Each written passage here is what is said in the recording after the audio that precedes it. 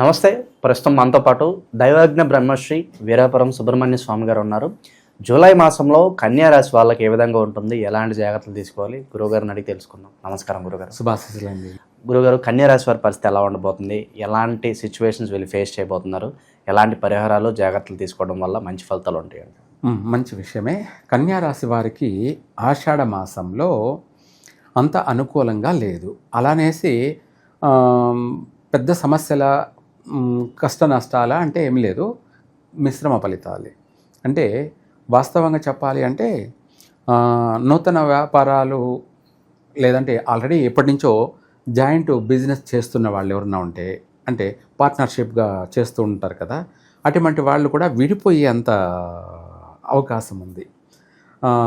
మనం ఇప్పుడు కొత్తగా కాకుండా ఆల్రెడీ ఎప్పటి నుంచో చేస్తున్నటువంటి వాళ్ళు కూడా భాగస్వాములుగా ఉండి చేస్తున్నటువంటి వాళ్ళు విడిపోయే అవకాశాలు ఎక్కువగా కనపడుతున్నాయి. అలాగే నూతన వ్యాపారాలు అంత అనుకూలించవు. అలా అనేసి భయపడాల్సిన అవసరం లేదు. కానీ మనం ప్రతిదీ కూడా చూసుకొని చేస్తే బాగుంటుంది. అంటే బాగలేని రోజుల్లో కూడా మనము తిది, వారము, నక్షత్రము, మనకు అన్నీ కూడా శుభలగ్నము, ఇవన్నీ కూడా చూసుకొని చేసినట్టు అయితే నష్టం ఏముండదు. ఓవరాల్గా ఏంటంటే మిశ్రమ ఫలితాలు ఉన్నాయన్నమాట. వ్యాపారాలు బాగానే సాగుతుంటాయి, కానీ ఖర్చు కూడా విపరీతంగా ఉంటుంది.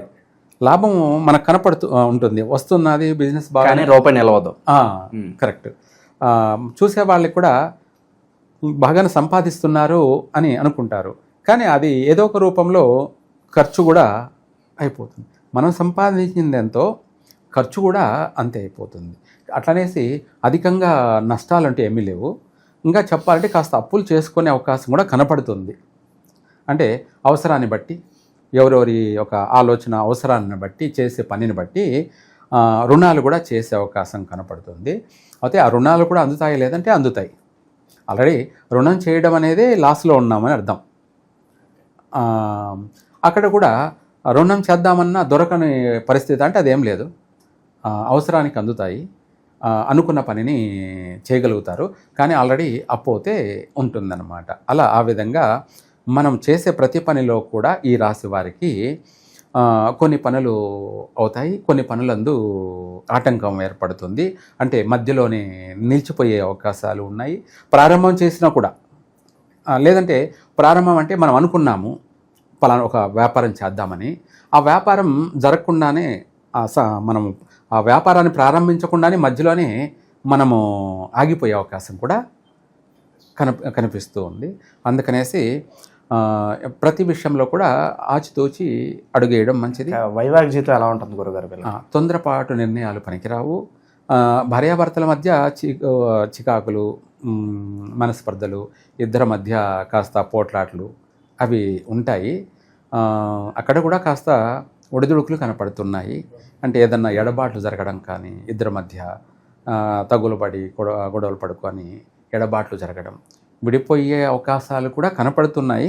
ఎందుకైనా మంచిదే. ఈ రాశి వాళ్ళు, కన్యా రాశి వాళ్ళు ఎక్కువగా మంగళవారం రోజు లేదంటే శుక్రవారం రోజు సుబ్రహ్మణ్య స్వామిని కానీ, లేదంటే నాగదేవతలను విగ్రహ ప్రతిష్ఠ చేసినటువంటి ఉంటాయి కదా, అక్కడ ఒక రాగి చెమ్ముతో నీళ్లు తీసుకొని అందులో కాస్త పసుపు కలిపి ఆ విగ్రహాల చుట్టూ నీళ్లను చుట్టడం, లేదంటే దారం చుట్టడం, పసుపు దారం చుట్టడం, లేదంటే 9 పోగులు కలరు కలిపినటువంటివి దారాన్ని చుట్టడం కానీ, ఇటువంటివి ఏదన్నా చేసినట్టు అయితే భార్యాభర్తల బంధం బలపడుతుంది.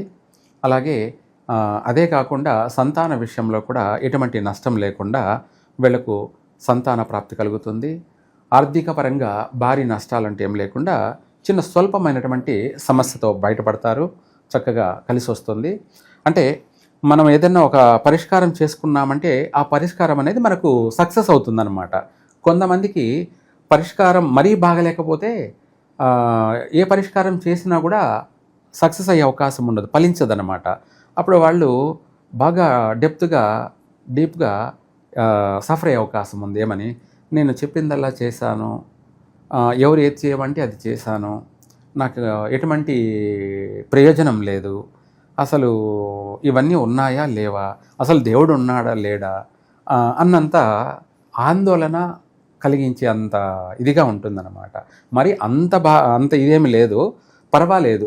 కొన్ని విషయాల్లో సక్సెస్ ఉంది, కొన్ని విషయాల్లో నష్టాలు ఉన్నాయి. విదేశీ అనుయోగం అనేది కూడా చేసుకోవచ్చు, ప్రయత్నం చేసుకోవచ్చు.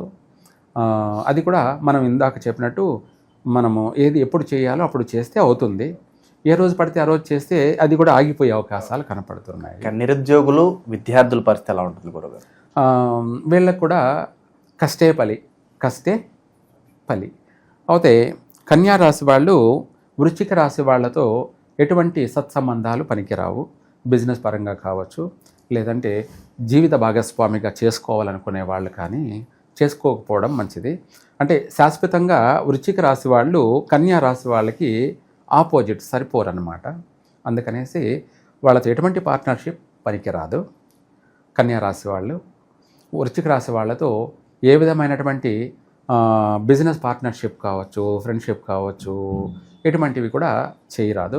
వాళ్ళని నమ్ముకొని ఏ దాంట్లోకి దిగకూడదు, నష్టపోయే అవకాశాలు అధికంగా ఉన్నాయి. ఇదే కాకుండా ఈ కన్యా రాశి వాళ్ళు భాద్రపద మాసం అంటే సెప్టెంబర్ నెలలో వినాయక చవితి ఆ మాసంలో ఇంపార్టెంట్ పనులు ఏవి చేయకూడదు. బిజినెస్ కావచ్చు, దూర దేశాలకు వెళ్ళడం కావచ్చు, లేదంటే పెళ్లి చూపుల ప్రయత్నాలు కానీ ఇవి ఆ మాసంలో మానుకోవడం మంచిది. తర్వాత చేసుకోవచ్చు, లేదంటే ముందే చేసుకోవచ్చు. శ్రావణ మాసంలో చేసుకోవచ్చు, లేదంటే ఆశ్వేజ మాసంలో చేసుకోవచ్చు. కానీ భాద్రపద మాసంలో ఏ సంవత్సరమైనా కూడా, ప్రతి సంవత్సరం కూడా భాద్రపద మాసంలో ఇంపార్టెంట్ పనులు ఏవి చేయకూడదు, నష్టపోయే అవకాశాలు ఎక్కువగా ఉన్నాయి. తర్వాత దీంతోపాటు ఈ కన్యా రాశి వాళ్ళకి తిథులలో వీళ్ళకు కూడా పంచమి, దశమి, పౌర్ణమి తిథులు కన్యా రాశి వాళ్ళకి కలిసి రావు. ఆ తిథులు మంచివే, కానీ వీళ్ళకు ఆపోజిట్ తిథులు, ఘాతు తిథులు.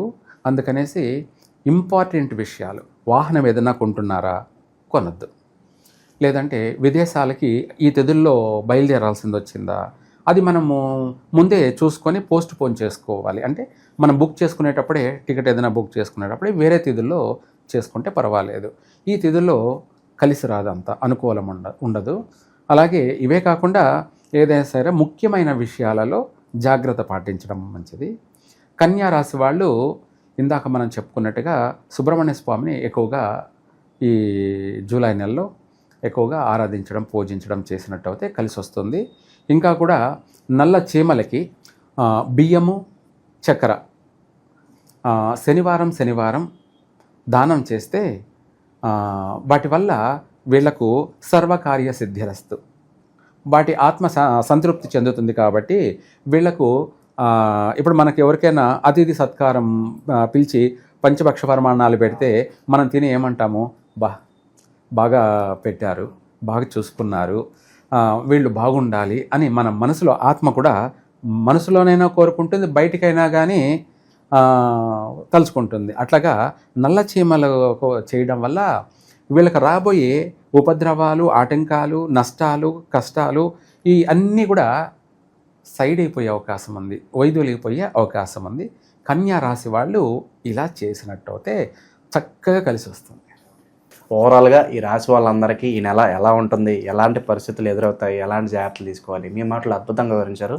హోప్ఫుల్లీ వీళ్ళకి గుడ్ టైం స్టార్ట్ అవ్వాలని చెప్పి మనస్ఫూర్తి కోరుకుందాం గురుగారు. ధన్యవాదాలు గురుగారు. సర్వే జన సుఖినో భవంతు.